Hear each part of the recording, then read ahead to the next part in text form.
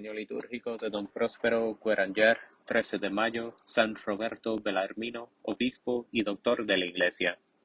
Desde los orígenes de la Iglesia hasta nuestros días, la divina providencia no ha cesado jamás de suscitar hombres ilustres por su ciencia y santidad, los cuales ha conservado e interpretado las verdades de la fe católica, y rechazado los ataques con que los herejes amenazaban a estas mismas verdades.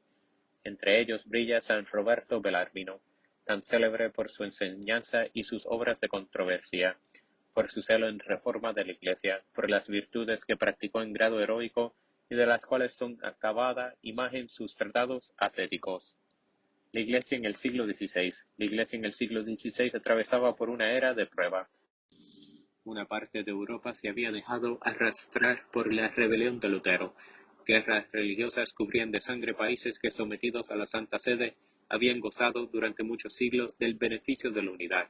La teología católica parecía haber perdido algo de su vitalidad y de su influencia. En la disciplina eclesiástica se había ido deslizando poco a poco algunos abusos, y Lutero, declarando imposible la reforma de la Iglesia por el papado, creaba una nueva teología su pretexto de devolver a los fieles la libertad de los hijos de Dios. La defensa de la Iglesia, pero Cristo prometió estar con su Iglesia todos los días hasta el fin de los siglos. Contra los falsos reformadores subsistió una pléyade de santos e ilustres doctores que defendieron la verdad y la santidad menospreciadas. San Roberto Belarmino aparece en primera fila junto con San Pedro Canicio, su hermano de religión en la Compañía de Jesús. El teólogo. En Lovania, situada entre Alemania e Inglaterra, protestantes prosigue la enseñanza tradicional, comentando la Suma de Santo Tomás, que sabe adaptar con éxito a las necesidades de su época. Sobresale especialmente en la controversia. Recoge los testimonios de los padres de los concilios y del derecho de la Iglesia y defiende victoriosamente los dogmas atacados por los innovadores. En 1586 se publicaban por primera vez sus admirables controversias. En ellas, dice Pío XI, refuta de una manera decisiva los ataques lanzados por los centuriadores de Magdeburgo, cuyos tiros iban dirigidos a derribar la autoridad de la Iglesia mediante un uso engañoso de pruebas históricas y de testimonios de los padres.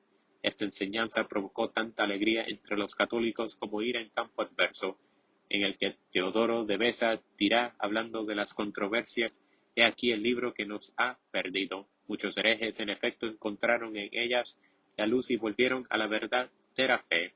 San Francisco de Sales decía que para sus predicaciones en Chablas, durante 5 años, no había usado otros libros que la Biblia y las obras del gran Belarmino. No le bastaba convencer de error a los herejes, quería además prevenir a los mismos fieles contra su propaganda, y con ese fin compuso un catecismo notable que él mismo enseñaba gustoso a los niños y a las gentes sencillas, por muy importantes que fuesen sus ocupaciones. En los últimos años de su vida escribió algunas notas espirituales, fruto de sus meditaciones y de sus retiros, los cuales forman 5 opúsculos ascéticos y nos revelan la hermosura de su alma. Un siglo antes, el humanismo había alejado al hombre de su Criador por el paganismo en que había sumido a las almas. Ciertas doctrinas de la teología protestante tendían a acentuar esta separación, dando una idea falsa de la justicia divina y afirmando la teoría desesperante de la predestinación al infierno. Como su amigo San Francisco de Sales, San Roberto se dedicó en dar a conocer la ternura de Dios. El amor es la base de su espiritualidad. Nos inspira la confianza en ese Dios que es el Dios de la alegría y de la bondad, que llama al pecador a penitencia y desea infinitamente más que nosotros nuestra salvación, hacia la virtud amable y fácil, persuadiéndonos que la santidad consiste sencillamente en el cumplimiento de la voluntad divina, en el deber de Estado, en el abandono filial, en tiempo en que dominaba el sombrío pesimismo de Calvino, y en que los católicos mismos, por necesidad de reforma, se sentían inclinados a una mayor austeridad de vida, lo cual permitirá al jansenismo desenvolverse rapidísimamente. Tuvo el valor de hacerse el apóstol de la bondad de Dios, ya que tantos otros resalzaban su justicia. El santo. Se ha dicho con razón que San Roberto Belarmino recibió de Dios la triple vocación de enseñar a los fieles, alimentar la piedad de las almas fervorosas y confundir a los herejes. Se comprende que San Francisco de Sales le haya tenido por maestro, y que Benedicto XV le haya propuesto como modelo de los que propagan y defienden la religión católica. San Roberto fue verdaderamente modelo en los diferentes cargos que ocupó durante su larga carrera, simple, religioso o provincial, profesor o director de conciencia, arzobispo o cardenal de Curia. Fue quien guió por los caminos de la santidad a San Luis Gonzaga. Fue el consejero preferido por muchos papas. Como arzobispo se mostró escrupuloso observador de los decretos del Concilio de Trento. Era fiel a la residencia, celoso de la predicación de una caridad inagotable para con los pobres, cuidadoso en la formación de los jóvenes sacerdotes, en la dignidad del clero y hermosura del culto divino. Su austeridad de vida no se desmintió nunca, incluso cuando fue elegido cardenal, se atuvo a su resolución de no cambiar nada en el género de vida que llevaba en la compañía de Jesús. Consagraba diariamente varias horas a la oración, ayunaba 3 días por semana y hasta en los honores observó un método de vida muy modesto. No trató nunca de enriquecer a su familia, y sólo tras muchas instancias se logró de él que ayudara a sus padres pobres. Sentía muy humildemente de sí mismo y era de una admirable sencillez de alma. Ponía todo su cuidado en no empeñar con la más ligera falta la inocencia bautismal. Amaba, en fin, con amor filial, tierno y fuerte a la Santísima Virgen. Todas sus virtudes brillaron con espléndido fulgor durante su última enfermedad. El Papa Gregorio XV y numerosos cardenales, temerosos ante el pensamiento de que un tal apoyo iba a faltar a la Iglesia, acudieron a visitarle. Cuando murió, Roma entera le hizo magníficos funerales y con voz unánime le canonizó. Su cuerpo, colocado en la iglesia de San Ignacio junto a la tumba de San Luis Gonzaga, como lo había deseado él en la vida, ha permanecido hasta nuestros días rodeado de la veneración de los fieles. Vida. San Roberto Belarmino, sobrino del Papa Marcelo, nació en Montepulciano, cerca de Florencia, en 1542. Desde su juventud mostró gran piedad y vivo deseo de apostolado. Ingresó a los 18 años en la Compañía de Jesús e hizo sus estudios en Roma, Florencia, Mondovi, Padua, Lovania, donde fue ordenado de sacerdote y nombrado para una cátedra de teología. Pronto se le consideró como uno de los mejores teólogos de la cristianidad, y el Papa Gregorio XIII le llamó a Roma para confiarle los cursos de controversias en el Colegio Romano, donde llegó a tener hasta 2000 estudiantes.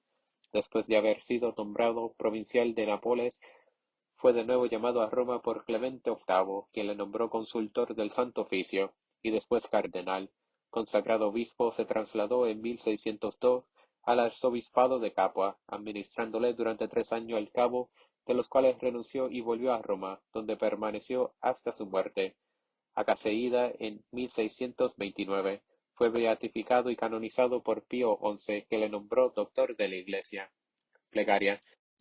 Como lámpara ardiente, puesta sobre el candelero para alumbrar a cuantos hay en la casa, iluminaste a los católicos y a aquellos que se perdían lejos de la Iglesia, como estrella en firmamento con los rayos de tu ciencia, tan vasta como profunda, y con el esplendor de tus talentos trajiste a los hombres de buena voluntad, la verdad a la que serviste siempre y por encima de todo.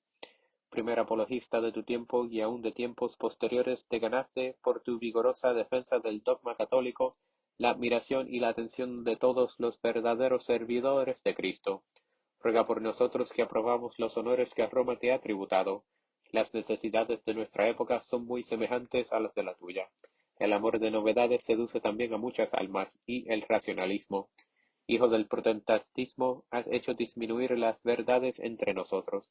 Apoya nuestra oración que pida a Dios en la colecta de la misa un amor mayor de la verdad, y el retorno de los descarriados a la unidad de la Iglesia.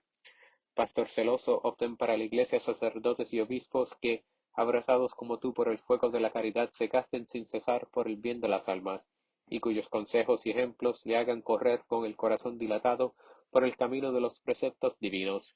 Enseña también a todos los fieles a estimar por encima de todo las verdades católicas del Catecismo, que este librito, por la perfección del cual tanto trabajaste, nos dé no solo la ciencia necesaria para la salvación, sino que además nos introduzca en el camino de la perfección, siguiendo las huellas de ese humilde hermano converso, el venerable Mariano de Roca Casale, que supo beber su maravillosa sabiduría en su regla franciscana, y en este tu pequeño manual.